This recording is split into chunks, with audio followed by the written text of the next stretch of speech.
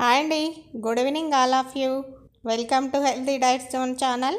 నేను మీ కవిత ఓంకారంని మీకోసం మరొక సరికొత్త రెసిపీతో వచ్చేసాను. ఆ రెసిపీ ఏంటో తెలుసుకునే ముందు ఎవరైనా నా ఛానల్ సబ్స్క్రైబ్ చేసుకొని వాళ్ళు ఉంటే సబ్స్క్రైబ్ చేసుకొని పక్కనే ఉన్న బెల్ ఐకాన్ నొక్కటం మర్చిపోవద్దండి. ఈరోజు వచ్చేసి చాలా డిఫరెంట్ చట్నీ అన్నమాట. వేరుశెనగ గోంగూర కాంబినేషన్తో చట్నీ చేయటం ఎలాగో తెలుసుకుందామండి. ఈ చట్నీ వచ్చేసి టిఫిన్స్లోకి కానీ రైస్లోకి కానీ చపాతీలోకి కానీ దేంట్లోకైనా మంచి కాంబినేషను.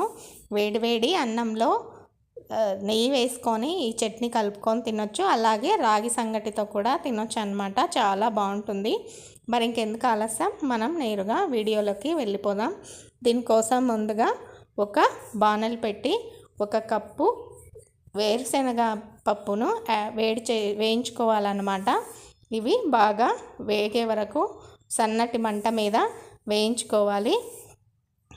మాడిపోకుండా చూసుకోవాలండి. సింపుల్ టిప్స్ పాటిస్తూ చేస్తే చాలా ఈజీగా చేసుకోవచ్చు. చాలా టేస్టీగా కూడా ఉంటుందన్నమాట. ఇప్పుడు చూసారు కదా, ఈ వేరుశెనగ పప్పు అనేది బాగా వేగింది. ఇప్పుడు దీన్ని ఒక ప్లేట్లోకి తీసుకొని ఇదే బాండీలో మనము కావాల్సిన ఇంగ్రీడియంట్స్ అనేవి మగ్గపెట్టుకుందామండి.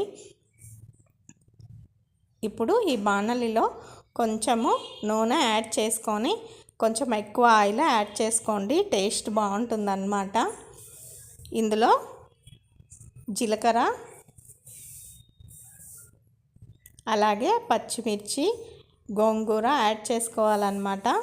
ఇవన్నీ బాగా వేగించుకోవాలి. చూడండి, ఇప్పుడు నేను ఆయిల్ వేడెక్కిన తర్వాత జీలకర్ర వేసాను, పచ్చిమిర్చి వేసాను. పచ్చిమిర్చి కారం తక్కువ తినేవాళ్ళు తక్కువ వేసుకోండి. ఇక్కడ మేము కొంచెం కారం ఎక్కువ తింటాం కాబట్టి కారం ఎక్కువ వేసుకుంటున్నాను.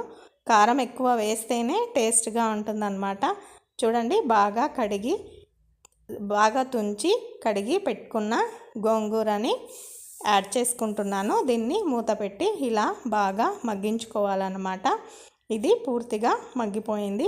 ఇప్పుడు మిక్సీ జార్లో ఈ పల్లీలను వేసి అలాగే రుచికి సరిపడినంత ఉప్పు వేసి విప్పర్లో తిప్పాలన్నమాట. ఇవి స్మూత్గా అయిపోవాలి.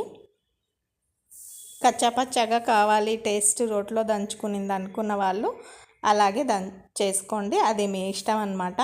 ఇక్కడ రుచికి సరిపడినంత ఉప్పు యాడ్ చేస్తున్నాను. దీన్ని గ్రైండ్ చేసుకోవాలి. చూసారు కదా, ఇది ఇలా పొడిలాగా అయిపోయిందన్నమాట. ఇందులో మనము ఇంతకుముందు తయారు చేసి పెట్టుకున్నవన్నీ యాడ్ చేసుకోవాలి.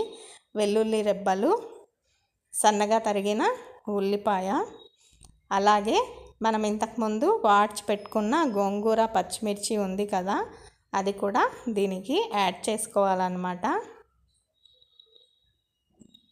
యాడ్ చేసేసి బాగా గ్రైండ్ చేసుకోవాలి. చూడండి, చల్లార్చి పెట్టుకున్న గోంగూర పచ్చిమిర్చి వాడ్చి పెట్టుకున్న మిక్చర్ ఇది. వీటిని బాగా గ్రైండ్ చేసుకోవాలండి.